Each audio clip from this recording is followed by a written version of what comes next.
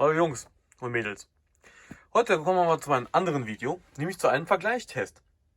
Und hier unsere ersten beiden Kandidaten dieses Vergleichstests ist eine BMW Isetta von Revell, der Platz Hirsch sozusagen, und die Neuauflage von Valley.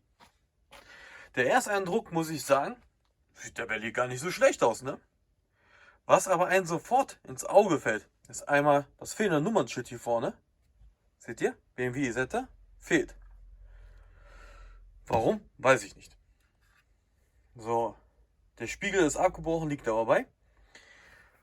Sonst hier bei dem fehlt der Kofferraum, hier Heckklappe, da ist ja auch hier hinten fehlt auch wiederum das Nummernschild. Seht ihr? Also momentan. Und ich finde, guckt euch mal die Blinker jetzt mal an. Guck mal hier, der sieht aus wie ein echter Blinker, ne? Und das sieht aus wie ein orange gefärbter Plastikrest. Scheiße. Das ist ein fetter Minuspunkt. So.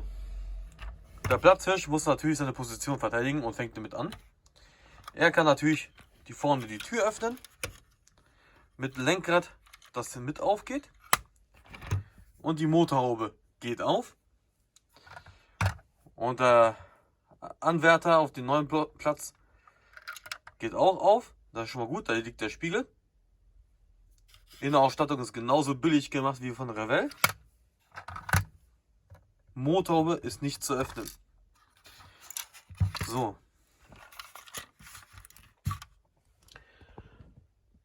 Der Unterbodenvergleich.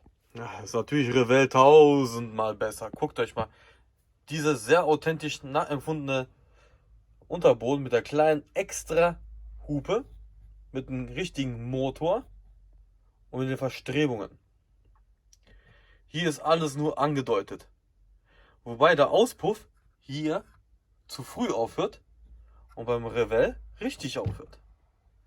Auch hier, die Hupe ist ein einzelnes Teil. Hier ist hier nur ein Bestandteil des Unterbodens. Der Motor existiert an sich so gar nicht. Das ist nur eine Aufstandsform im Unterboden. Also auch hier macht er wieder Minuspunkte. Zum einen, gut, wenn man jetzt überlegt, was das Modellauto kostet, ne? Der kostet ja neu, der kostet ja neu um die 20 Euro, der von Valley.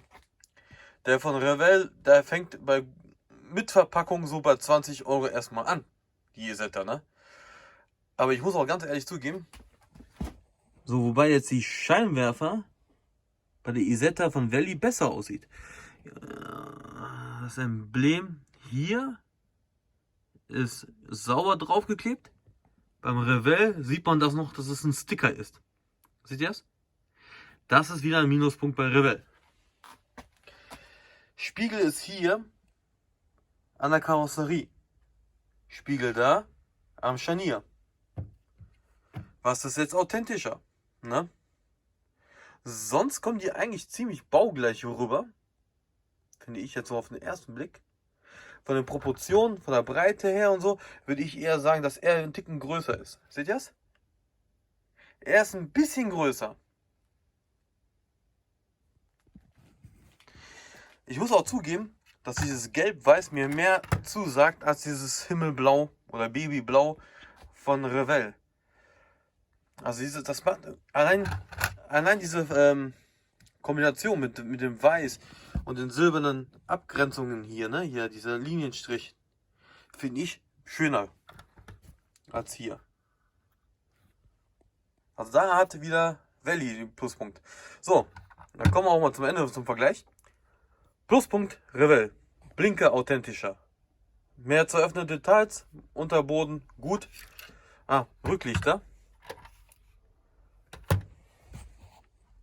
Da punktet leider Valley. Was ist das? Valley.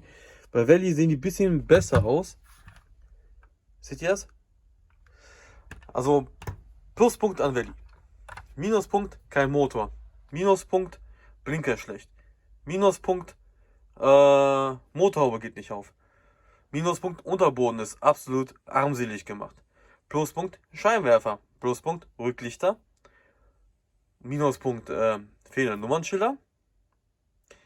Aber wenn man so einen direkten Vergleich, also Rein qualitativ und auch objektiv zu urteilen, ist natürlich der von Revell der Sieger, ne? Keine Frage. Motorhaube geht auf, Tür geht auf, okay, geht bei dem auch auf, aber nicht die Motor.